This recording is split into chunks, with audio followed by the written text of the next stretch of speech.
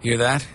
That's the sound of you creating your own destiny. While others are waiting in line for brunch, you're spending Saturday in the garage. Because you went to advanceautoparts.com, ordered a platinum battery with a 3-year replacement warranty, and picked it up in-store just 30 minutes later.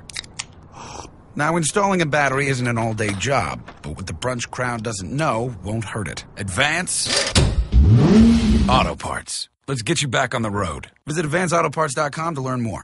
The following program is a podcast1.com production. From Hollywood, California, by way of the Broken Skull Ranch, this is the Steve Austin Show. Give me a hell yeah. Hell yeah. Now, here's Steve Austin.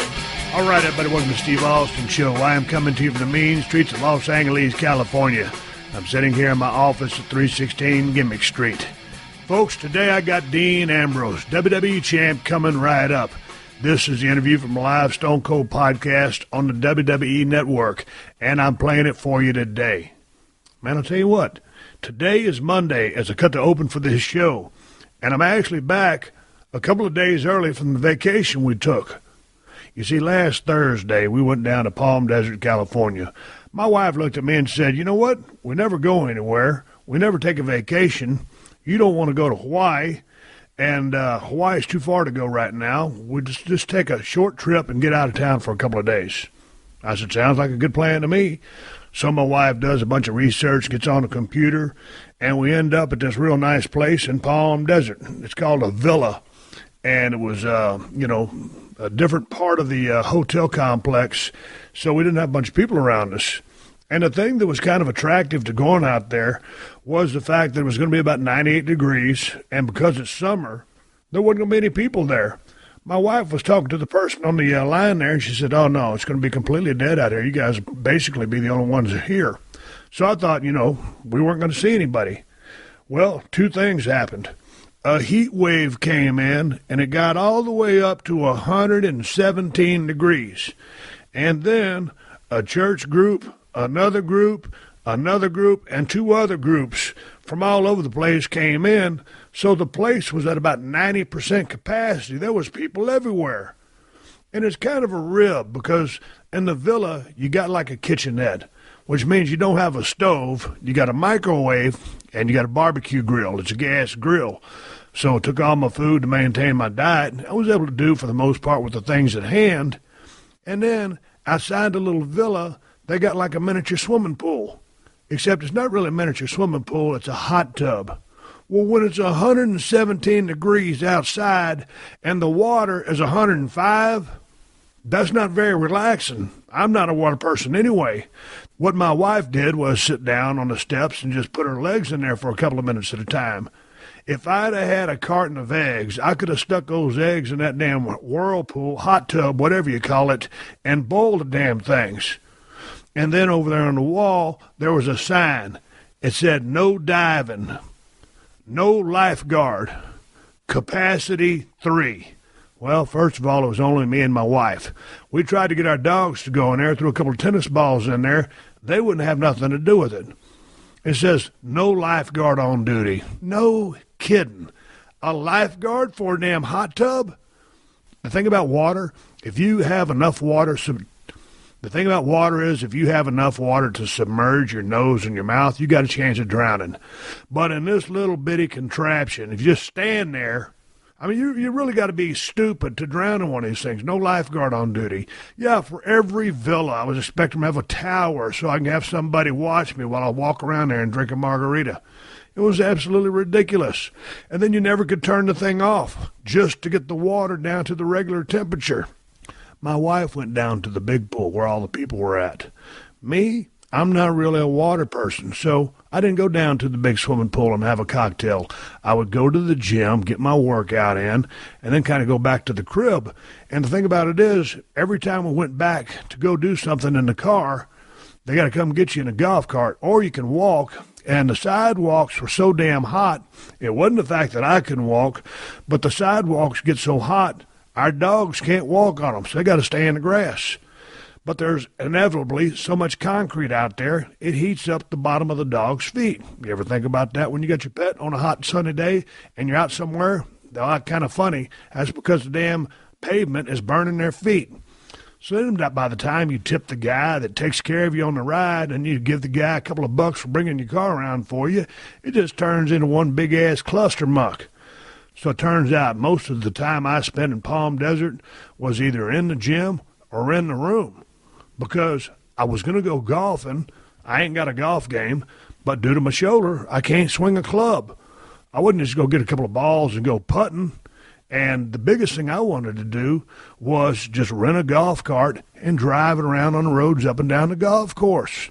But due to the fact that I don't know what was going on, the course was closed down for the most time we were down there. So I'll tell you what my wife said to me finally. She goes, you know what? Do you think we ought to head back to L.A. and just cut this thing short? I said, no, let's stay out here and just kind of chill out. And I started regretting saying that. And then I started saying to her next day, I said, you know what? You might be on to something. Why don't we haul ass out of here and get back to town and just kind of chill and do our thing on Sunday? So, man, I tell you what, Sunday morning rolls around. We eat breakfast, get some breakfast burritos delivered to the room. Got the guy on the super stretch golf cart, come put all of our gear on there. Me and my wife, all of our bags. I brought my portable cooler with all my chicken and stuff in it. Took us over to the front, and we had a dog bed with us. We got in the vehicle about 8:30 a.m. and headed out of the resort and got on the highway back to Los Angeles. It's about 120, 130 miles out there. And I told my wife, I said, you know what? I'm not in a hurry. I'm just going to relax. We know how far it is. I don't care when we get in. It's going to be a short drive. I'm just going to take it easy. Boy, about 20 minutes later, my wife looks at me and she says, are we going 94 miles an hour? And I said, yeah, we are. So then I slowed it down to about 87. And then, of all things, when you're coming in on the 10, headed west, you got 3 or 4 lanes going, and then you got the carpool lane, and there'll be just traffic. And there'll be one idiot going 60 in the left-hand lane. And so there's a big jam up. So I'm running the left lane. Inevitably, I got to put my right blinker on and get over a couple lanes, haul ass past the cars, and then it's smooth sailing. For some reason, some people just feel the need to congregate and build a mini traffic jam. When it's wide open, you can go as fast as you want. You know what the speed limit signs are. You might get pulled over if you're going too fast, but, I was looking for cops. But people just jam up for no reason and travel in these little packs. I'm not looking to travel with the pack. I'm looking to haul ass to get my ass back to Marina Del Rey and get back to the place where when we got back, I think, what was it, Chris, about 85 degrees here? It's 80 degrees here. And that's warm for Marina Del Rey. So if it was 117 on the hottest day in Palm Desert, coming back to 80 degrees, I felt like I was in Antarctica. I was in heaven. It took us about 15 minutes to unpack all our gear, put all our bags up, put all the food back in the refrigerator, and just chill out. So the summertime vacation to Palm Desert was a complete dud. And don't let me get you off of Palm Desert, Palm Springs, that Rancho Mirage area, Indian Wells. Those are all great places to stay. And I found out they had a badass world gym there that I could have been training at. So we will be back to the desert area, but we will be back on a month where the sun ain't kicking my ass. And that was how our summer vacation went. Anyway, with that little story out of the way, with the Austin family back from our vacation, I know you guys are going to be doing a lot of the same thing I was, summer vacation road trips. And if you ain't the one driving, then you know the hours in the car can be long and tedious. My whole trip was long and tedious. That's where Audible.com/Steve Austin comes in. Let Audible audiobooks take you on a trip while you're traveling, whether it's a mystery thriller, autobiography, or the most recent bestseller. Audible turns travel time into story time. Just download your books or shows to your mobile device and listen anytime, anywhere, including the passenger seat of your car or RV road trip. Audible.com/Steve Austin has a great selection of audiobooks, news, comedy, and original podcasts. And the Audible app makes listening easy. It has chapter navigation and narration speed control. And like I said, you can listen from your phone or your tablet or on your computer. That's what I did when former Navy SEAL Jocko Willink was on the podcast a couple of weeks back. I got the book version of Extreme Ownership, How Navy SEALs Lead and Win, and listened to it before I talked to him. And hey, if you've got an Audible recommendation to share, tweet your suggestion to Podcast One and use the hashtag AudibleSteveAustin. And if you ain't checked out Audible yet, join today. Go to audible.com/Steve Austin and start a 30-day trial and download your first audiobook for free. That's audible.com/Steve Austin for a free 30-day trial and audiobook. Stone Cold! Stone Cold! Stone Cold! You ain't gonna mold me. Steve Austin does what he wants. Austin's raising hell! When he wants. The Texas rattlesnake! Stone Cold is the man! You ready for the live Steve Austin Show podcast? Then give me a hell yeah.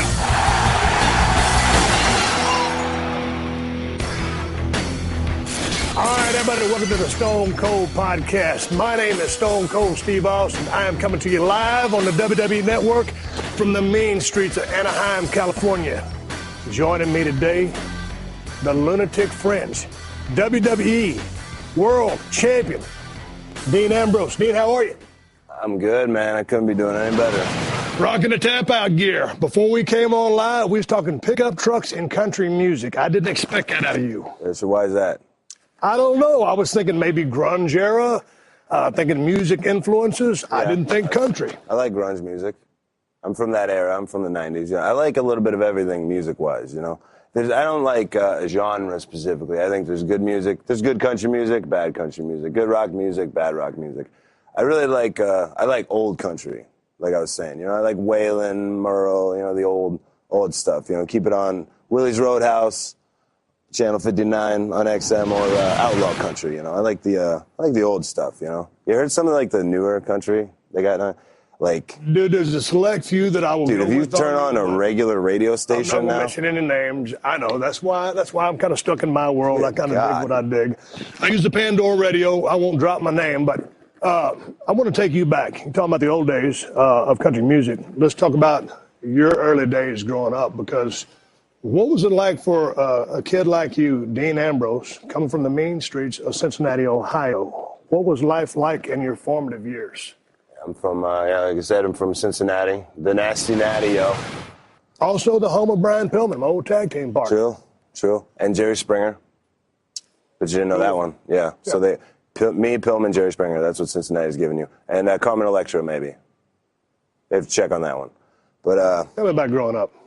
Yeah, so me and my mom worked, we lived in an apartment, little apartment. My mom worked overnights, so like she'd be gone from like 10, 11 at night till like 7 in the morning, whatever. And my dad he lived out of the state, so me and my sister kind of would just kind of we kind of learned how to figure it out for ourselves. You know, my mom would come home and sleep all day, which I think I kind of gained kind of my wandering kind of spirit, maybe, because me and my sister just kind of figured out how to do stuff on our own, how to make macaroni and cheese or whatever on our own. We just kind of wandered the streets, you know, learned things, met people, did our thing, and just kind of, you know, me and my sister just kind of figured it out for ourselves, and we became very, very independent. And, you know, I really love that I was, I really love that kind of upbringing for myself. You know, it created me into the person that I am. You know, it just kind of. But what kind of relationship did you have with your father? Was he living out of state, working out of state? He worked out of state for his job. You know, my parents divorced when I was pretty young, but my dad works in a factory. And my mom was able to just quit her job at a factory.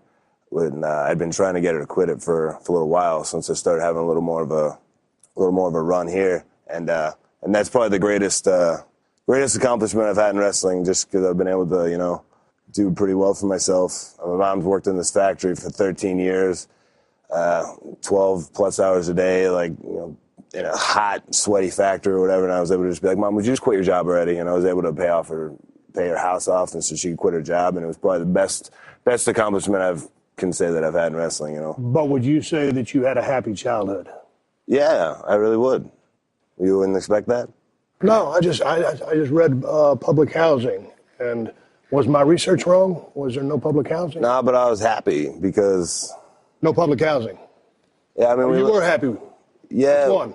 I was happy, you know. I didn't know any different, you know. Like, I mean, I don't have any kind of like sob story that, you know, like a lot of people like to be like, oh, you know, I came from this terrible situation that happened, and like, yeah, but that's everybody. Everybody's got their own story, and then, you know. But you said that way of life led you to your wandering ways. Let's segue into school. What kind of student were you?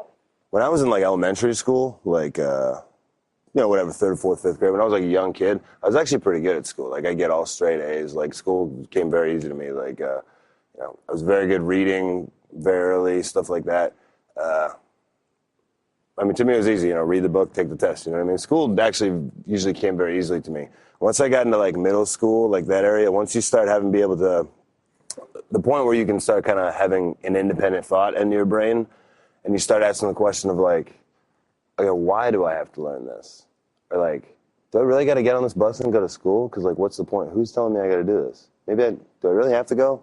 Why are we learning this? Then I kind of started really, like, not caring about school as much. By the time I got to high school, I hated school. I could do good. Like, school was very easy to me. You know, if I wanted to get straight A's, I'd pretty easily get straight A's. I'm not saying that because I'm a genius. So did you not care? Was there no work ethic there? What was the disconnect? I think it's not a work ethic thing, because I had you know, I definitely not a work ethic thing. I'm a guy I believe myself to be a very strong work ethic, and I'm very proud of that. I just kind of felt like, and this is partially being young and stupid, and I'm not saying I would do it the same way going back, you know, because I ended up dropping out. I never finished school. At some point, I just left. At the time, though, I just was just like, why are we learning this? Why do I got to do this? This is, like, I would look at the teachers and stuff and be like. So you were always questioning things. Yeah, like, why do I got to learn this so I can come and have your terrible job one day? Like, I don't want to do any of this. Like, I thought I was smarter than everybody here, you know, like, and so, I'm not saying that was, you know, that was just me being immature and so forth. And by the time I was, you know, 16, 17, I was already starting to explore the world of wrestling, which is all I really wanted to do in the first place. I mean, so okay, before we get to wrestling, let's stay with education. Did you do any high school sports? Were you any kind of activities? Oh yeah, I did wrestling junior high, in high school. Did play a little football in high school. How long did you wrestle? Till from like 6th grade until I stopped going to school. I was actually pretty good. You know? The problem with me and like in wrestling and in football, because I like both of them, was just that you had to stay eligible and you had to have good grades and go to class and all that. And, that helps. Yeah. What position did you play in football? I was a nose tackle.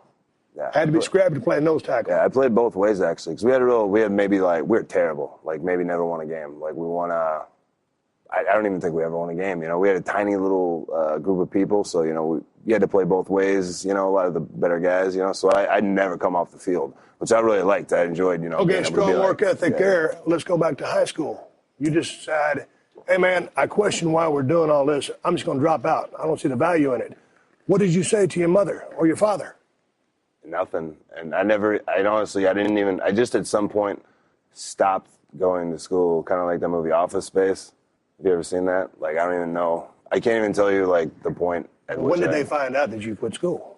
I mean, did they not care? They'd say, Dean, I mean, 'cause I would have got my ass whooped, but that's just where we grew up in South Texas. You got to get your ass back in school, Steve. You're going to get a high school diploma. What'd they say? I mean, hey, Dean, just go out there and do whatever you can do. Good luck to you. Yeah, because I was just kind of on my... But how engaged was your father with you? I mean this is where you need him to help you out. He moved back to Ohio by the time I was... Yeah, I mean, he just wanted me to do whatever I wanted to do. You know, I was on my own thing, you know, like, and, in high school, I was into some stuff I probably should have been into that kind of... What kind of stuff? Made it, like probably stuff I can't talk about or shouldn't talk about that, you know, people shouldn't be doing, you know? Okay. And that also made it harder to go to school, and just, you know, I was in a... I was a wreck in high school, you know. It's hard to even, you know, get into it, you know. But I mean, I was all over the map with but at the end of the day, you know, like, school came easy to me. If I wanted to just like go in there and get straight A's, and I could have, but you know, I just didn't. I was doing my own thing, you know. But let's just say your childhood a little discombobulated as compared to the norm. Yeah, in some ways, but I think I just early on developed a way of learning things for myself and looking at the world. I look at the world the way I look at the world, and I don't know any different. And I've pretty much always kind of been like that. So I mean, it's maybe a little different, but I feel like people who grow up in regular old nuclear families and follow the go to high school, go to college, go get a job, do this, do that, they're miserable by the time they're 30. I always just go with the wind, wherever the wind blows, I feel like going, I just go there, I do that, you know what I mean? Well, you're in a good business for that because the wind, with our business in sports entertainment, that's where the wind takes you. And when it comes to this podcast right now, the wind is taking me straight to a big thank you for all the sponsors of this podcast and all you people for supporting the sponsors.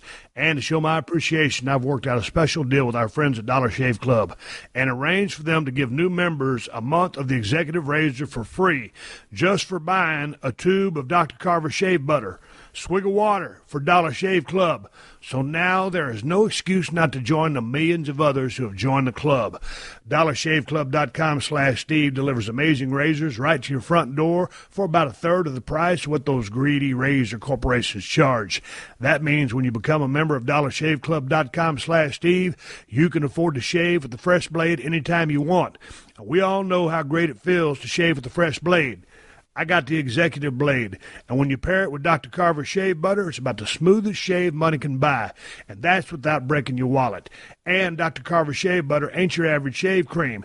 It's a unique formula made with natural ingredients that will leave your skin feeling soft and smooth. So join DollarShaveClub.com/Steve now, and new members who buy a tube of Dr. Carver shave butter get a month of the executive razor for free. Take advantage of this special offer today. Go to DollarShaveClub.com/Steve. That's DollarShaveClub.com/Steve. When did you start watching pro wrestling / sports entertainment as a kid?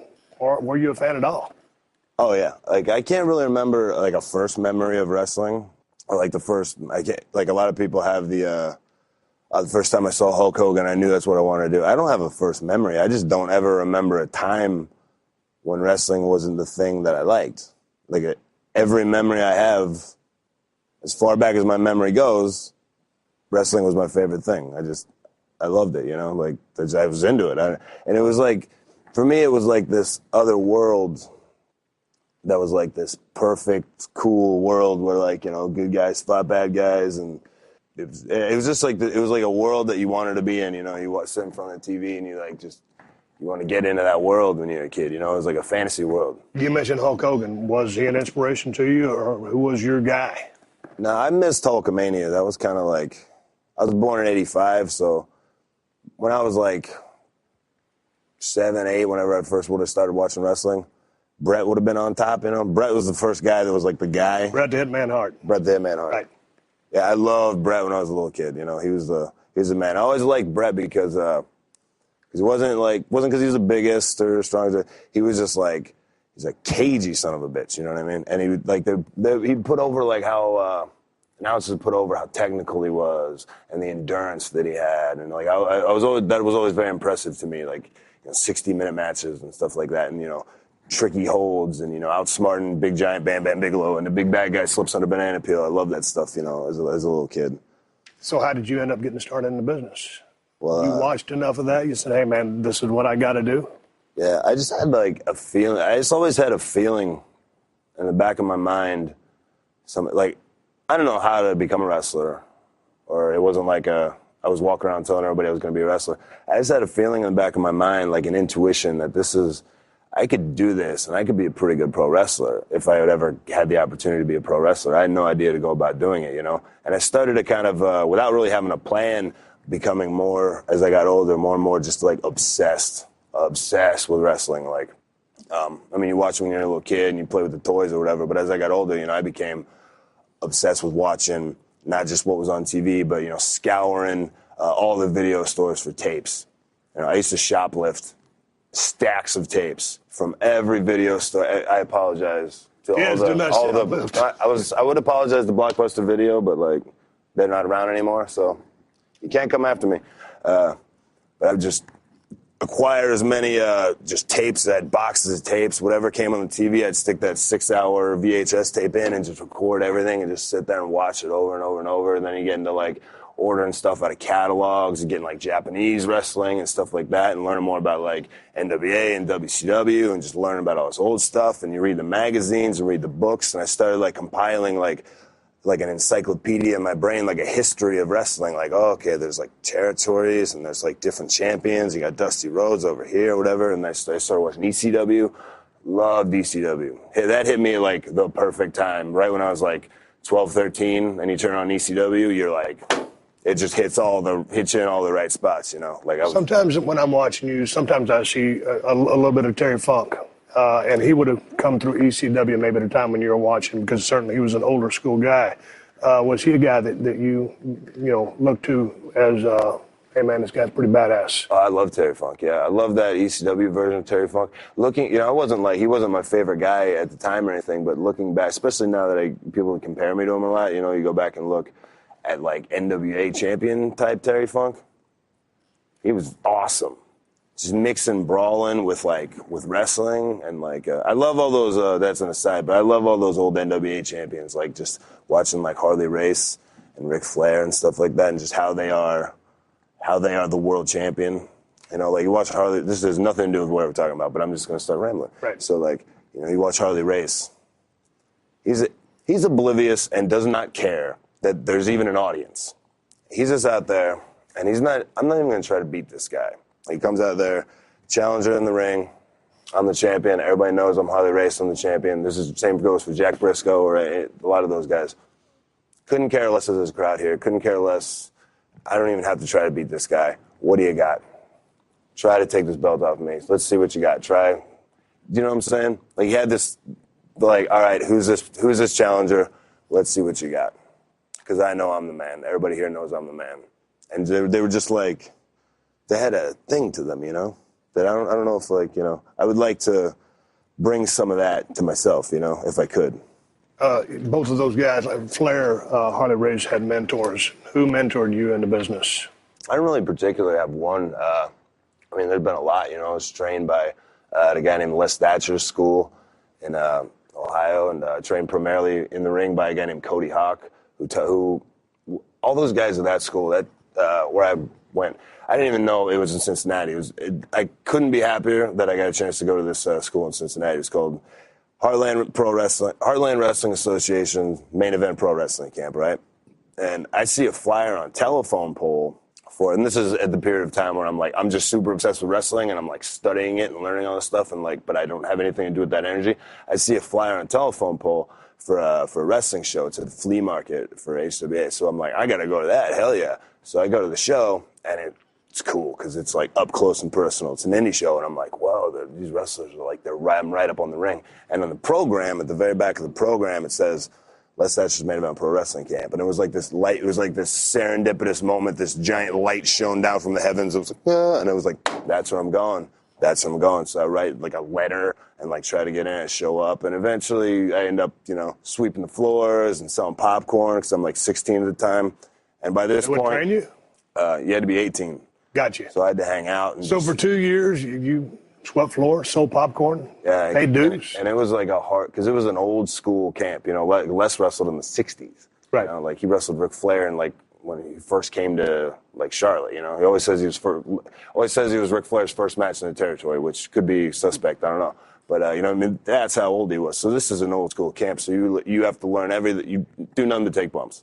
You have to learn everything and do it perfectly before you get to learn the next thing. So you might just take bumps for 2 months until you can do that flawlessly, and then you get to learn how to lock up and yada, yada, yada until you can build the match. So with all the tape study that you'd done, the countless hours that you'd watched, all the stuff that you compiled, the things that you shoplifted, maybe, were you a fast learner? Did it just come natural to you because you have watched so much of it?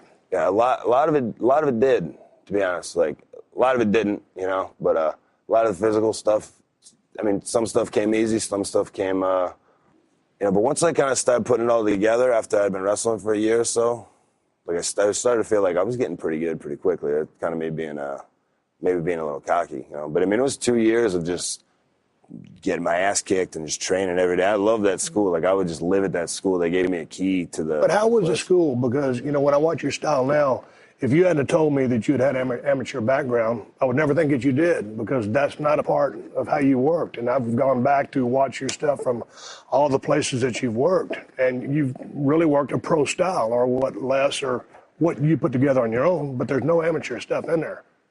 Was that a conscious choice that you made? Yeah, it's not really my personality, and I guess, I don't know, just none of that stuff ever, I don't know, I love that, because I was always taught that style was like calling the ring. Like, first match I had, being there with a veteran, don't even come up with a finish, you know what I mean? Like, you should be able to wrestle 60 minutes calling the ring, and it's harder to do now because, the style's different and for television and so forth, but I started with and still kind of always defer back to that call it in the ring type of working, and I like being in the ring with guys that are like that and kind of feeling it out on the go, When did you know that, hey, this is what I want to do for the rest of my life? Was there that serendipitous moment? Yeah, but before then, I just went with the wind, I knew I just knew, But there was a time there for a while where you got out of the business, right? You just went back to a regular job. No. What are you reading? The internet? No, I'm watching. You talking about working at a health club, a fitness club. I've worked at a fitness club. You've never gotten away from the business. Oh, there have been times, there have been bad times, I mean, I've never not worked the weekend or, stopped wrestling or whatever, there have been times, because I spent a lot of time in the Indies where it'd be like, where you come really close to quitting, where you go like, screw this, and you throw your hands up, but you still go back. You still show up at the show that weekend. Why do you say screw this, let's just quit, just because it's the Indies? Is it the pay? Is it the long miles? What is it? Yeah, I mean, all that. You start wondering, at some point, everybody, if you put in enough time and don't get rewards for it, you start wondering, when am I going to get a shot, when something's going to happen, you try to send feelers out here, you get nothing, you try to get a tryout here, get nothing. But actually, those kind of failures are actually kind of the thing that kind of really helped me kind of get myself to the next level just inside myself. Because at a certain point, after wrestling for a few years and just kind of scraping by on the Indies and being like, man, this is like it might have been a bad idea. I'm starting to get to the point where this may not work out as a success for me, Did you have a plan B? No. You bounced around from organization to organization, not bounced, but wrestled. And then you finally ended up in Puerto Rico. And I went there. I actually went there when I was 20. I went there pretty early on in my career. I had a great time there actually because that's where I really learned about being vicious. I was down there with Bushwhacker Luke, and I was pretty young and could do some fancy little moves and had some pretty hair. You know what I mean? But down there, they didn't care about any of that. You go down there and do a fancy move, they're like, cool, whatever. What else you got? You go out there and go. Scream and yell and punch a guy in the face, and that's what they want to see. They want that blood, and so that's where I really learned. I took viciousness away from there, to go back to what I was saying earlier, like those kind of failures and coming this close to being this wrestling thing is just getting old, not getting what I'm. But then that's when you start going I kind of made a decision with myself and went I love wrestling and everything. It may not ever work out. I may not make $1 million, but I'm going to put a hell of a body of work together because I'm really good at this. And I'm an awesome wrestler, I think. And I'm pretty good. And maybe 50 years after I'm dead, some people will go back and watch some stuff of mine and think it was really cool. Maybe I'll die broke and poor and never make anything of myself, and maybe I'll never get famous. But I'm just going to be the best me I can be. And once I started doing that and just kind of going what, screw trying hard, and I just started being me all the time and just doing whatever I wanted, working however I wanted, saying whatever I wanted. All of a sudden I started taking off, How long did it take you to gain that confidence? Or was it manufactured as a wall? Was it true confidence? Probably 5 years in, I just went it's probably 5 years plus a couple years of training, you know what I mean? And years of, just being a fan and studying this. Probably maybe 2008 or so, I think I finally just went you know what, this is how it's going to be from now on. And I'm just going to put together the best body of work I can put together, and if I never make it, I don't care. And if if it's something WWE wouldn't like, I don't care because I don't work there. Okay. And you just said it. you know, WWE, was that the ultimate goal all from the start? yeah, I think yeah, and at some point I mean, you weren't shooting for WCW because they were still around, right? No, they're gone. Were they gone? So, Okay. yeah, So the dream was WWE. Yeah, I mean, I think that's everybody's, and I always knew in the back of my mind, I would watch Raw or something occasionally and be like, who are these guys? Like, what was that? Like, I could totally, like, I could be right there. I could be wrestling John Cena right now. How the hell do I get there? I don't know. Maybe there's no way, So I was like, well, I'm just going to go and be just as good as any of these guys over here. Even though they got all the spotlight and attention, I'm just going to do my thing and, whatever. And once I developed that attitude, I think that ultimately is the attitude that brought me here, So then let's talk about how WWE got into contact with you. I also want to talk about your WrestleMania match with Brock Lesnar. And speaking of Brock Lesnar, I know all the fans listening right now are ultimate MMA fans. Y'all know the fighter's strengths and their weaknesses. You know how they've been performing. So put all that knowledge to the test and experience the excitement of fantasy MMA during this weekend's epic fight card at DraftKings.com. DraftKings is the destination for daily fantasy sports where you could win huge cash prizes every single time you play. Square off against your fellow MMA fans and play to win over $100,000 in prizes this weekend. It's easy. You just pick 5 fighters, stay under the salary cap, and rack up points based on how your team of fighters does in the octagon. If you score the highest point total, you win. At DraftKings.com, every significant strike, takedown, submission, and knockout brings you closer to a big payday. So get over to DraftKings.com now to choose your fighters. And you can cash in this Saturday night. Use my promo code Steve and play for free with your first deposit. That's promo code Steve to play for free for your shot at over $100,000 in prizes. That's DraftKings.com. Eligibility restrictions may apply. See website for details. The Steve Austin Show. The Steve Austin Show. How was it that WWE got into contact with you and said, hey, man, we think you're as great as you think you are. We want you. Come on down. Yeah, a guy named Joey Mercury got somebody to take a look at something. I don't really know who was involved in the conversation or how it came about. I mean, it wasn't like it wasn't like they were rolling out the red carpet for me or anything. I don't think anybody knew I was even coming in, and if they did, they probably didn't have any idea what they were getting. I got a phone call. I was living on my buddy's in my buddy's extra room on the floor in Philadelphia at a time. Just kind of like I was working for a lot of companies up in the East Coast, so I was living in Philly at the time. Just kind of when I say living, I mean just like crashing on my buddy's floor.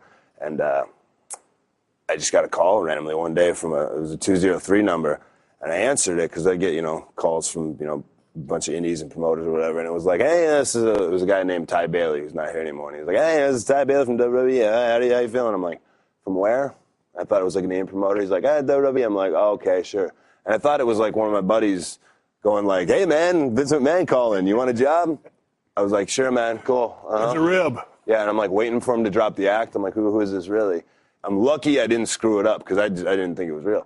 I'm like, yeah, sure. Yeah, your secretary, get a hold of me. Yep. Gonna come in and pop the territory, be a big star. Yep, okay, sure. Yep, your secretary. Put the phone down. Like, hour later, I forgot about it. Like, an hour later, Joey Mercury calls me, who I know enough. I don't know how he got my number. I knew him enough that I knew his voice because I met him before and worked with him before. So he's like, hey, man, it's Joey Mercury. I'm like, yeah, what's up? And I knew that he was, like, in Florida, and I'm like, it's weird. And he's like, did you get a call today? And I'm like, I did. He's like, cool, man, congratulations. Can't wait to have you down here. And I said, let me call you back, man. Well, yeah, okay. And then I'm processing this. I'm like, whoa, I'm going. And then they had like my info, and they had actually did have contact from a secretary. I was like, oh, whoa, this is all real. Like, Jesus Christ. So I'm like, all right. Dude, does anything get your tachometer revved up? You just got a call from WWE, the place you want to go. Oh, I'm freaking out. The be-all, end-all. The way you talk about it is like, yeah, so, yeah. Yeah, well, what excites you? I like to have I like to bring a chill vibe. It's a very intense interview, you know what I mean? I can't just let you, heat me up with your intensity. We got to be chill sometimes. I didn't mean to hit you with the stone cold shit. You're putting asses in seats. Damn right. Talk to me. What was that? So yeah, I was freaking out. Obviously, I'm like going, oh my god, I'm going to whoa. So I'm like, all right, I'm gonna go to developmental, and I went, all right. I'm sure they have no idea if they'd have knocked on the door that day and seen me and been like, or if they'd have really known the kind of guy they were getting at the time, the stuff that I was doing in the Indies, and like they probably would have never. I mean, I got lucky, and I was like, I'm not letting this slip by, and I'm like, but I'm not gonna go down there and be like, put on a suit and be like, hi guys, thank you for having me. Like I do everything I can to be a WWE superstar, because that wouldn't be me. I was like, I'm gonna go down there and I'm gonna be me. And it might work, it might not, but I can only do it one way. I got to just go down there and be me. And I got down there and I just went down and did what I wanted to do. But that was a smart call, because you got to be you. What was it like in FCW? What did you learn? Hell, you done been in the damn business, 7 years? Actually, I mean. What could they teach you? I'm looking at it probably through different lenses now, but like I actually had a great time there. I loved my time there just because Dusty Rhodes. You was there 2 years. Yeah, Dusty Rhodes was the booker and the booker for the TV, and that was one of my favorite things about it. I mean, obviously it was frustrating because you started getting a chip on your shoulder. But it's not like it is now with NXT and stuff. Back then, we felt like we were on an island. Like we felt like we were like the bastard children of WWE. Like you forget you even work for WWE sometimes because you get no contact with anybody. You're just kind of like, it just feels like you're working for this territory in Florida, So there was a bit of that, but. Getting a chance to work a television program written by Dusty Rhodes, who's like, if you're a wrestling fan, is like Elvis. So like, I'd get such good time just sitting in the office with him and just listening to stories and talking about angles and so forth. And like, it was just on like local television, on FCW television, but I had 2 programs down there, one with Seth Rollins and one with William Regal, that I'm like very proud of from like a creative standpoint, as far as like a body of work, like I'd put those up with anything I've ever done, even though they were just on this little, and being able to, work with Dusty and stuff and all the producers down there. Like I learned so much from Joey. What did you learn from Dusty? I learned so much from, because on a promo level, and looking back at some of your old stuff, you got down there and you had to kind of, learn what WWE was teaching as far as what they're doing in ring. But just as far as promo goes, when did the light turn on for you? Because I think it was before you hooked up with WWE. You just were doing a promo one time and you found a zone or whatever it was. And this is just watching an older interview that you did in the past. You found a zone, and you just morphed into that, and that's when you kind of formed an identity.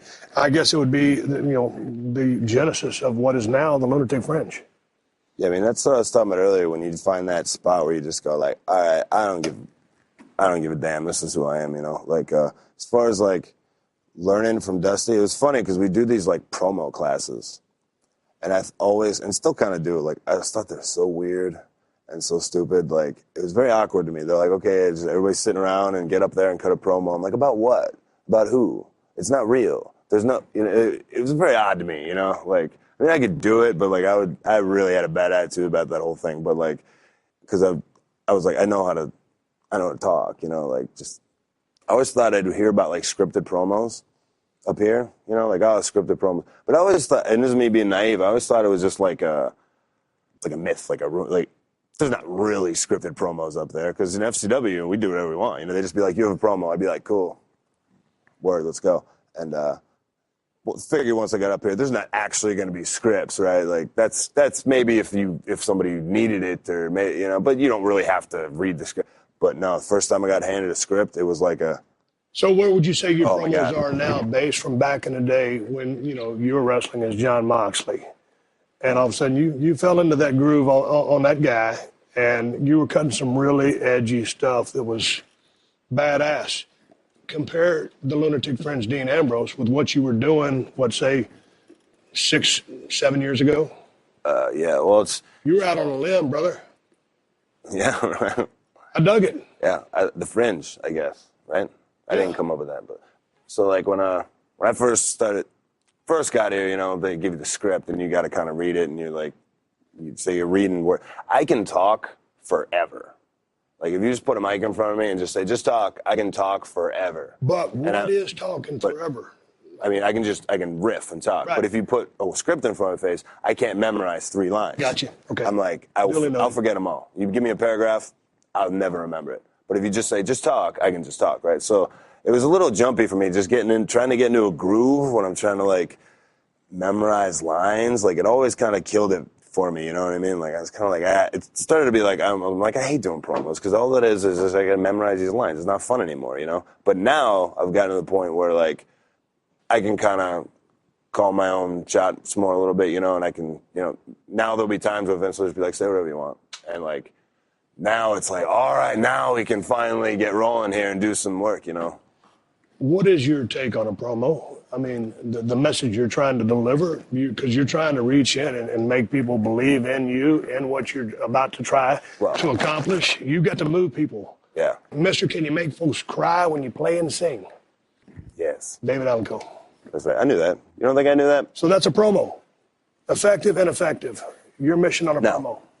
Another part about promos that I find interesting that's not, that kind of gets taken away today, is that you can drive the narrative a little more in your promo, as far as, like, the creative part about how our angles are going to go or how our matches are going to go. Like, I could say back in the day, it's not how it is today, because now we have a creative team who drives the creative aspect of it, right? But back in the day, it was, I don't know, don't ask me. Not my problem. All right, so back in the day. Back in the day, it'd be like, me and you are going to wrestle at the fairgrounds, right? Steve Austin versus Dean Ambrose at the fairgrounds. That's all I know. Right? Camera, shoot. And I'll just think up something in my head. I'll go, you know what, Steve Austin? I know something about you that all these people might not know. I know that you got a bum knee. I know that you've had 12 surgeries on that bum knee, and it ain't worth a damn. I know that knee, I know you can't barely stand on that knee, let alone get in the ring with me and take away my championship. So I'm going to tell you what I'm going to do. I'm going to slap that figure 4 on you and make you scream in pain. I'm going to slam your leg up against that steel post, and I'm going to make you beg. I'm going to make you ask me to amputate your leg because it hurts so bad. You're going to hand your leg over to me on a silver platter, all right? You're going to give your leg up as a gift to the people of Nashville at the Nashville County Fairgrounds. That's what's going to happen. So now we have, like, a narrative for the match.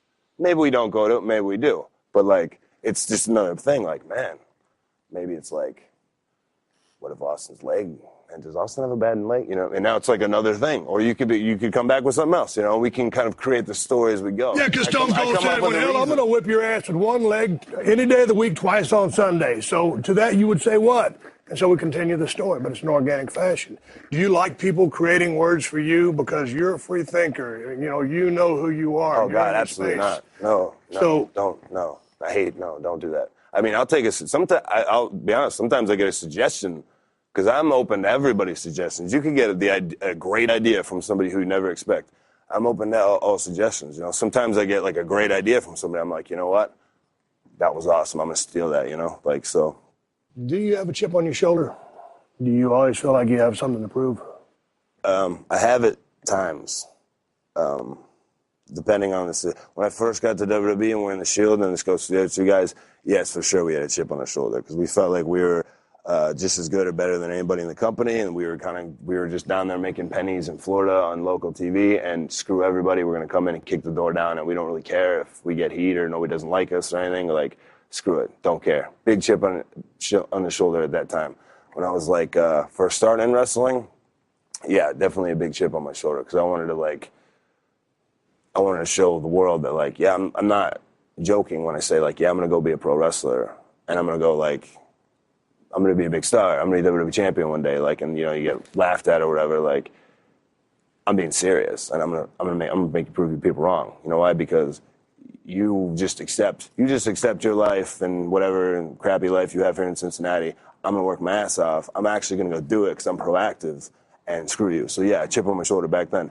Nowadays, yes and no. Like, I get chips on my shoulder, and then I knock it off, and then it comes back. You know, right now I don't consider myself a chip on my shoulder guy, because I'm pretty.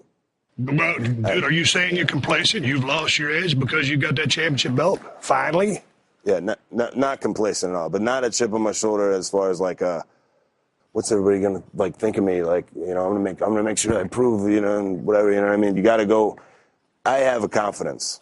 I mean, it took a while to sink in, but now I feel like, for sure, like, when I walk down the ring right now, like I was saying about Harley Race and Jack Briscoe and stuff earlier, like, I mean, I take that and I think back to those years when I had a chip on my shoulder really bad and all that, you know, I think back to all that stuff. I think back on the journey, and I walk in that ring with this, like, whether it's a house show in Tupelo, Mississippi, or Monday Night Raw, or pay-per-view, or SummerSlam, or whatever it is, when I walk in the ring with this on my, around my waist or on my shoulder, I mean, it's serious. I mean, like, I am the WWE champion right now, and ain't nobody gonna take it away. You try to come after me. You try to say something like, you know, you don't deserve that, or, you know, I'm gonna take that from you, or whatever. You know, you're gonna get bit. You know, like. To me, this is all real. To you, yes, correct. Yeah. This business is real. there ain't nothing fake about what I went through to get here, to be sitting here talking with you. You know what right, I mean? Because everything I did, I believed it was 100% shoot. I was all in. And you know what else I'm all in for? The power of DDP Yoga and the DDP Yoga Now app to change lives. DDP Yoga has changed countless lives, including some of your favorite pro wrestlers like Jake Roberts, Scott Hall, Mick Foley, AJ Styles, and Y2J Chris Jericho. They all swear by DDP Yoga. And now DDP has taken his life-changing program to a whole nother level with the DDP Yoga Now app on iOS and Android devices.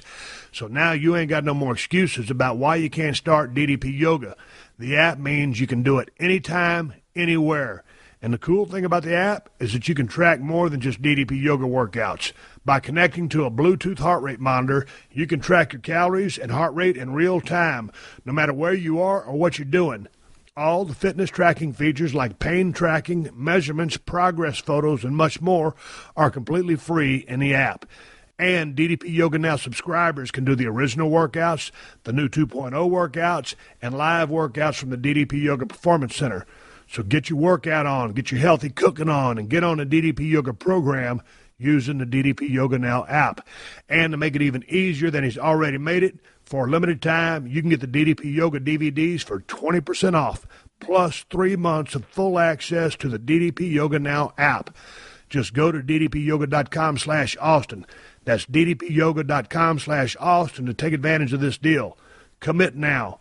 Change your life now. Go to ddpyoga.com/Austin to get started. Some of you think it takes too long to drive to Buffalo Wild Wings, order lunch, eat, and get back to work in time. It's because of people like you that we've got the B-Dubs Fast Break Lunch Menu. We guarantee you'll get an entree like wings or street tacos plus a side delivered to your table in just 15 minutes or it's free. You used to wish we could serve lunch faster. Now you might wish we were slower, but we won't be. Buffalo Wild Wings. Wings, beer, sports. For a limited time only at participating locations. Restrictions apply. See participating locations for details. Let's talk about the formation of the Shield. You know, you three guys, you, Seth Rollins, Roman Reigns. What did you think? Whose idea was it? And say, hey, man, what you guys got to call you Shield? Were you like, hey, yeah, let's do it, or what? It all happened. It was never it was all organic. It was never something that was came up with in a meeting or whatever. Like we made it up as we went along. You know, I think that's what made it so special. Were you guys friends to begin with? Yeah, I mean, like I'd been wrestling with Seth for 2 years straight. You know, like we were friends with Roman. You know, like and became super tight and like, you know, bonded in that experience of being like, as far as like how it came about, I think originally we were going to be like goons for Punk, who was the champion at the time. That never really came to pass. I don't really know how the backstage of the writing and it all came about, but it was just like, okay, you guys, here's some stuff to wear. It looked like security guards. We come out. Actually, the first day we came out, they had given us shields, like giant riot shields. Right? How was that? I was into it at first. I went, yeah, look at this. And like this nightstick, I was like, I'm going to beat the crap out of somebody with this. Hell yeah. And then in retrospect, if we'd have ran out with those, we would have looked so stupid. We would have looked like dorks, man. And one of us for sure would have tripped and fallen trying to get in the ring with that thing. And it for sure would have been me. And my career would have been over. So thank God we didn't have the shields. But then it was like, okay, maybe we'll try to wear like tactical stuff. Like, so we go to the surplus store, get this, and then that becomes the look. And that's then a good look. They make us, even coming through the crowd was just like well, would they come out of the crowd? Because they're kind of invaders that are beating up the locker room. They should probably they shouldn't come out of the dressing room, right? So then it became so it all just became, organically became what it was, you know? What was the story within the chemistry, you guys? I mean, was it 3 alpha males? Did you say, all right, well, I'm not assuming you said I'm the leader, or did one of those guys say, hey, here's how it is? No, yeah. What was the pecking order? I think that's the best way to put it, was 3 alpha males, you know, and I think we're all so different and have such different personalities that it made it so we didn't, there was really no stepping on each other's toes. And I think a lot of it, too, was the locker room back then, even just a couple of years ago, was a little bit different than it is now. Now, I think there's a lot more young guys and guys who came up in all together in developmental, and, you know, NXT guys filter in and everybody kind of knows each other and it's cool. Back then, there was a big divisiveness between, is that the right word? Big divide between developmental and the main roster. So if a new guy like me came up on the road for a dark match or whatever, you know, people are looking at me, kind of whispering, like, who's this guy? Is that guy? You know, rumors get started, you know, somebody's just waiting. You know, it's a shark-infested water. Somebody's waiting for, you know, to stab you in the back. So, and we knew that, you know, so we came up there with like and people got it in our heads too that like, people aren't going to like you guys and they're not going to like this, but so we you know, we all collectively went, dude, and Roman's like, I got a little baby girl at home. I don't care. I mean, stuff like, dude, we've been doing this for way too long. Screw everybody, you know what I mean? We all just went in like all together and went, let's beat the crap out of everybody. And if anybody didn't like it, screw it. You know what I mean? Like it'll turn into a real fight. I don't care, you know? So we went in with that attitude. And just in the work ethic thing, you know, we were just like, all right, we're going to go out there and work harder than everybody, bust our asses, and just outwork everybody every single night and be the best thing on the show. And, like, you try to stop us because you can't. You guys started off and you came out and you had a head of steam, you know, kind of run a little bit of interference for Punk, whatever the back storyline was. And then you became cool. And then they decided to break you guys up. This is long story short. Did they break y'all up too fast? No, it's perfect. Why so? Perfect. How you feel? Because you want to hit that, you hit that high note, you want to walk off stage. You tell your funniest joke, you want to walk off stage. You know what I mean? You want to have the biggest pop of your match be the finish, right? So, I mean, we'd gotten as high as we possibly could. I mean, I think we beat Evolution was like our last night. And it was like, we were crushing everybody. And we kind of there wasn't anybody else for us to kind of go after, you know? Like, it was like we'd literally dominated WWE and stood atop it. And it was time to just walk off stage, you know? And because we were so hot, nobody expected it, which made it the perfect time because a heel turn can't be expected. You know, and the Seth Rollins heel turn is one of the greatest heel turns ever because it just came so far to left field. I mean, he's still hated for it today, you know what I mean? Seth won the world title.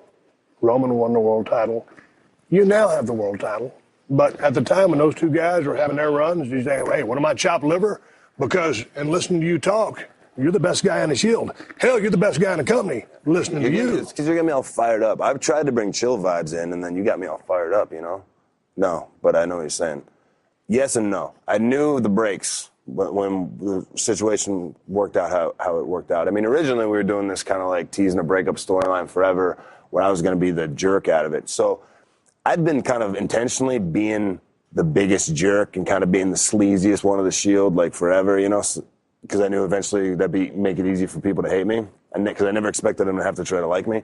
But I knew the breaks, you know, when it was like, okay, Seth's going here and Roman's going here, and I knew my situation. And I went, all right, we'll see.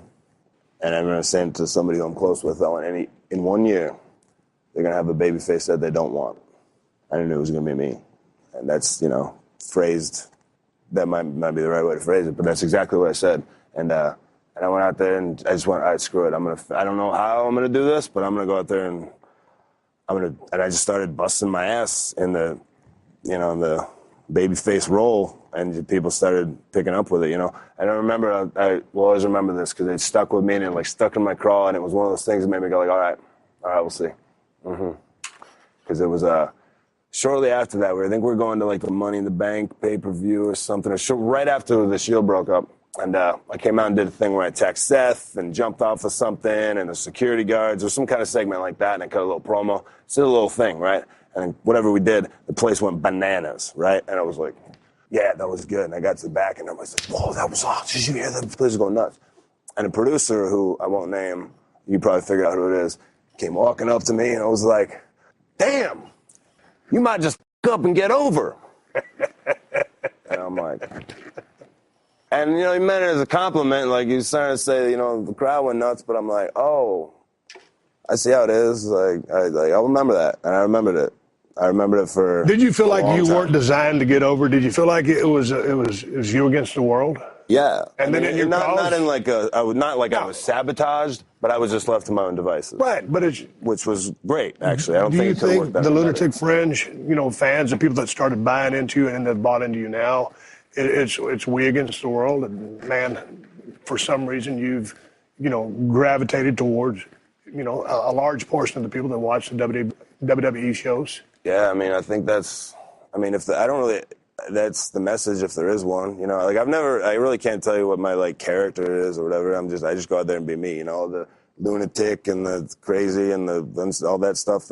That's all stuff they put on me. You know, like I don't know what all that is. If I had a message though, I mean, us against the world is kind of a cool thing, because I mean, and this is the thing that is maybe the most rewarding thing. This kind of leads into of everything we do, of everything we get to do, that we're, you know, fortunate enough to have this job, is that you get to a certain level when you're like in a babyface role or hero role in WWE where you can inspire people and you can help people and you can inspire people to get through things in their lives. You can inspire people to do things with their lives that they might not have the courage to do. You can help people through tough times because they know that you've been through something similar. You know, they watch you every week and they see you struggle and they see you succeed and they go like, I can do that too. And that you get to be like such an inspiration to these people, and you get a chance to meet these people, you know, every week in whatever country. You know, you meet all these people who are crying and you help me get through this and whatever, and thank you so much and you mean so much to me and yada yada, and you know, stuff, and like getting to do like you know, stuff like Make-A-Wish and stuff like that. But those people get a chance to live vicariously through your storylines. And dare I say, going back to you as a kid on the streets of Cincinnati or wherever you were at, Bret Hart did the same for you. Exactly. Yeah. And it's such a like an honor to be in that position, to be able to, like, you know, meet those people and do the Make-A-Wishes and stuff. And you know, like I used to hear it, like when I first got here, like, you know, we put smiles on people's faces. And like that sounds real corny and cheesy when you hear it, because I'm like, no, smiles on faces. No, I want violence. I want blood. Like, let's do some pile drivers, you know, because I'm a wrestling fan. But then you get to this position and you're given this responsibility, like a John Cena would have or whoever, and you go like, oh, like you meet these people and you go, that's what it is about. Like it ain't about all this or that. Like, it's about putting smiles on people's faces. It's the big picture. Yeah. Hey, man, speaking of big pictures, let's go back a little bit because WrestleMania 32 in Dallas, Texas was a hell of a picture. Over 100,000 people there. You walking down that ramp. I walked down the same ramp you did. It was badass to be in front of 100 grand. You go in there to face Brock Lesnar. What are you thinking out there? The dude's just a friggin' beast. Yeah. So how was that feeling for you? And certainly, if you ever were an underdog, you were an underdog in that match. Yeah, it's pretty cool, you know. We went to the ring. I went to the ring that night pretty pissed off. And then kind of also, then I really started to enjoy, as I walked to the ring, because I had no idea what was going to happen. Went out there with not much of a plan, so to speak, you know, like to get into it. What were you pissed off about? I felt like I was pulling teeth to turn that match into something epic and so forth. You're an MMA fan just like I am. Was it a disconnect in styles artistically? I mean, in the ring? Yeah, artistically, Brock didn't want to do anything, to be perfectly honest.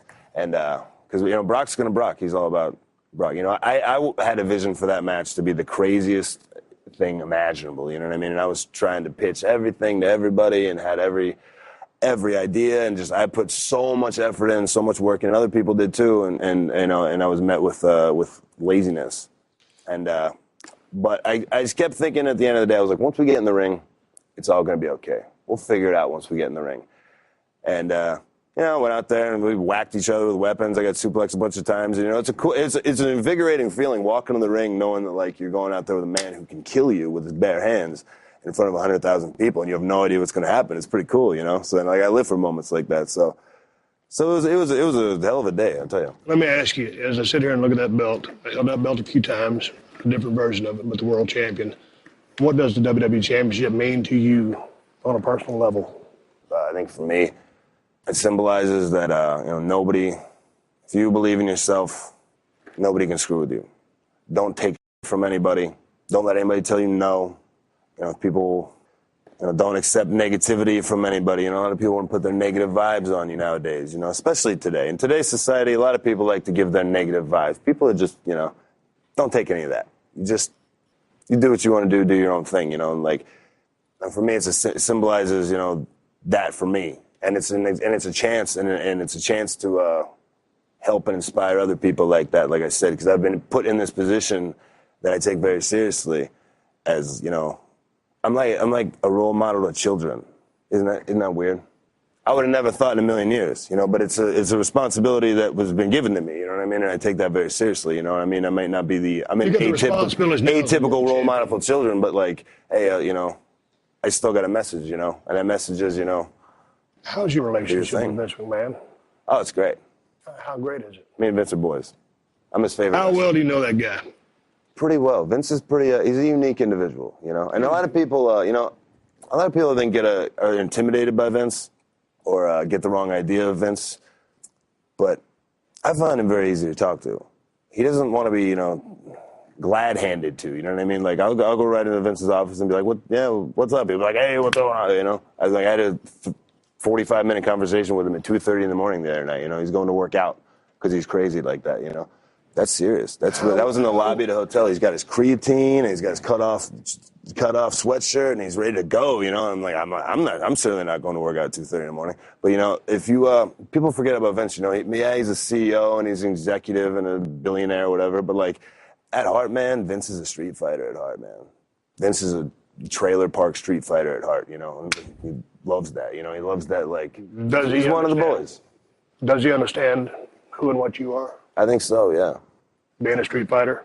Because, seemingly that's the same way you came up. Yeah, I think he does. Yeah, I'm Vince McMahon's favorite wrestler. Quote me. Hey, how you feel about the brand extension? He won't admit it, but I am. He knows. What? Let's talk about the brand extension. Oh, I love it. Why? Because, one, more opportunities for guys, that and less overexposure for guys.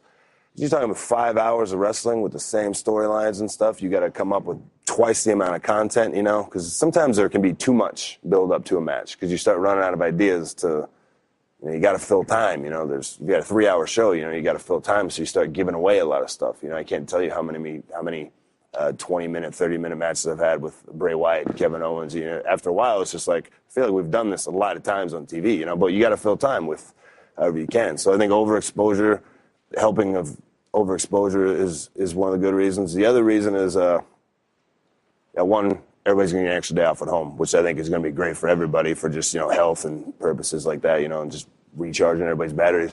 And the other reason is, I like that I was able to kind of be put in the position of kind of having the C on my jersey kind of thing, they put a crew on Raw and a crew on SmackDown, and I kind of got to be the captain of SmackDown, at the beginning. So, I like being in that position. Are you a leader by nature?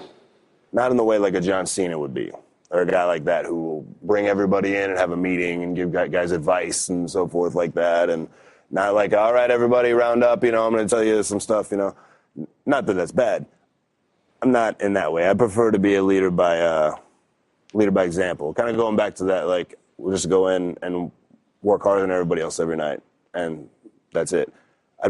I'm more of a leader by example kind of guy. I'd rather everybody if anybody's gonna have to look at me as an example, I'd rather them look at me and go, I want to be like that guy because he works his ass off, more so than hey everybody, let me lead you. I'm not like that, That's not my thing. Are you comfortable with where you're at right now? I'm comfortable in that it feels good, but now I feel like it's time to really get to work. I like that I'm in a position now where I feel like I got a little bit of I can have a little bit of creative freedom on the mic, and I'm in a good position as far as kind of captain in the blue brand. And now we can really sit down and get to work because there's just kind of a lot of work to get to this point. Now I can really start to build, hopefully what would hopefully years from now be like a legacy, or I can start to I can get to work on really, putting together a championship run and, just building the body of work and doing some stuff I've always wanted to do, so I'm excited to get to work, as WWE champion. All right, you're excited to get to work. You got the gold belt, WWE, lots of diamonds, whatever on the front of that belt. Yeah, it's real shiny, man. You're proud of that thing. You got the DA on it. They shined it before, too. It has taken you a long time to get here, Dean. A long-ass time. You have paid your dues. And doing my research about you, I didn't know how many times you'd been around the block. All of a sudden, you end up on top of the WWE universe. Me, I'm sitting right here. I'm 5 feet from your ass. I got a challenge for you. I've been watching you ever since you rolled in, and I'm proud of you. I'm happy for you. Nothing's ever been handed to you. You've earned everything you got. But as a guy who back in my day pushed the envelope and just pushed it, I wasn't afraid to go out on a limb because I didn't really give a rat's ass. I was going to go, and watching some of the stuff that you've done in the past, I challenge you now to raise the bar. I'm challenging you right here on the WWE Network, on the Stone Cold Podcast, to push the envelope, go out on a limb, be edgier, take more chances, be more Dean Ambrose, whatever that means, lunatic friends, the tagline they gave you. I'm challenging you to amp up and amplify everything you've got, because I think the WWE Universe deserves to see that. And you've shown a lot of that, but I would dare say you've rested on your laurels, you're a little bit comfortable, and you need to find the edge again. So this is no bullshit from me. I'm challenging you to push the envelope and go for it. To that you say what? Have you been in the safe zone? Am I missing something? Rested on my laurels.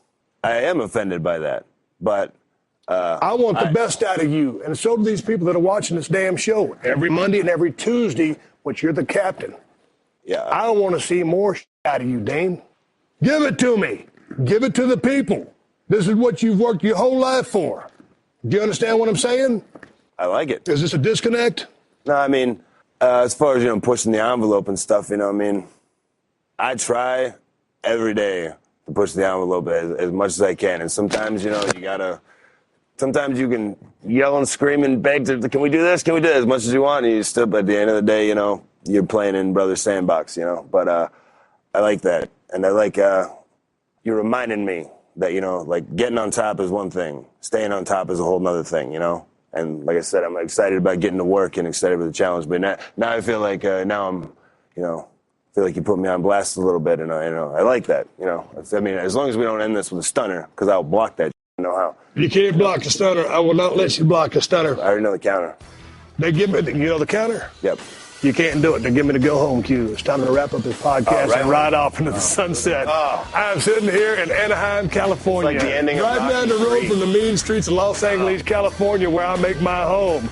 I've been talking with the lunatic friends, Dean Ambrose.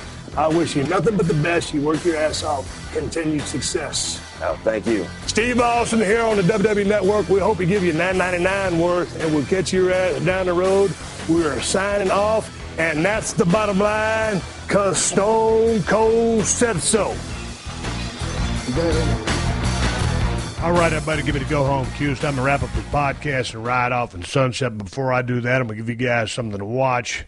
Go to YouTube. Type in Dean Ambrose versus Triple H, Roadblock 2016. It's a real solid match here between Triple H and Dean Ambrose. Right there towards the end of the match, Dean hits Triple H with the dirty deeds, and then the referee, after getting the 3 count, Triple H's shoulder blades on the mat, says something to the effect of Dean Ambrose's legs being out of the ring, underneath the rope, or on the rope. There wasn't a good camera angle there. I don't understand what happened at that point. But then after, missing a hell of a damn bump on the table, Dean goes to get back in the ring, and he's met with the pedigree. I thought that win back in the day before Dean became the WWE champion, it was a solid loss. Didn't hurt him none. I thought the performance was that good in the match. The match got him more over than he was at the time, even though he did the favors. So that's a match for you guys to watch. I thought that was a pretty damn good match. I didn't really understand, again, that one part about that referee nullifying the original 3 count after the dirty deeds. But nonetheless, hey man, let's throw some plugs out here and get this thing out so I can go over to the gym. All my t-shirts from the Broken Skull Ranch over at BrokenSkullRanch.com. Just the same as Broken Skull IPA. If you want it shipped to your house from El Segundo Brewing Company, hit BrokenSkullRanch.com and click on the link. And also my Broken Skull Steve Austin pocket knife from Cold Steel Knives. Strongest, sharpest knives in the world. And yes, the knife that I'm selling on that website is badass. Hey, gang, I appreciate all the word-of-mouth advertising y'all are doing on behalf of this podcast. I don't have an advertising budget here, and I appreciate y'all supporting the sponsors of the Steve Austin podcast because they're the ones that let me do this for you free twice a week. So a big thank you to Audible. Start a 30-day trial and download your first audiobook for free at audible.com/Steve Austin. I could have used Audible on my Palm Desert vacation. Thanks to ddpyoga.com/Austin. Get 20% off the DDP Yoga DVDs and 3 months of full access to the DDP Yoga Now app for a limited time. To DraftKings, use my promo code Steve to play for free with your first deposit. And big thanks to DollarShaveClub.com/Steve to get a month of the Executive Razor for free when you buy a tube of Dr. Carver's Shave Butter. And, of course, a big thank you to Amazon, who've been supporting this podcast since day one. Just use my Amazon links whenever you're doing any online shopping, and Amazon will kick back a couple of bucks to the podcast. Doesn't cost you anything extra. There are no hidden fees or charges. You can buy whatever you plan on buying, and you help out the podcast in the process. You can find my Amazon links by going to podcast1.com, clicking on the Killer Deals button on the top right corner of the page, and then hitting the Steve Austin Show button. I got Amazon links for USA, UK, and Canada. So once again, just hit up podcast1.com, click the Killer Deals button in the top right corner, and click on the Steve Austin Show. All of my great sponsors are there. All of my Amazon links are there too. And they kick back a couple of bucks to the show. Every time you use one of those links, that's how we pay our production cost over here at Podcast One. Bookmark it. You can find it easier in one step. Coming up on Thursday, the Unleashed Show, Mark Bell from Super Training Gym, the strongest gym in the West, returns to 316 Gimmick Street, and we have a great conversation about strength, some of the drug use in sport, all kinds of stuff. Anytime is a good time. You're shooting a breeze with a guy as so knowledgeable as Mark Bell. Folks, the 60-second AP News headlines are coming up next. Until then, my name is Steve Austin, and I will catch your ass down the road. Download new episodes of The Steve Austin Show every Tuesday at podcast1.com. That's podcastone.com.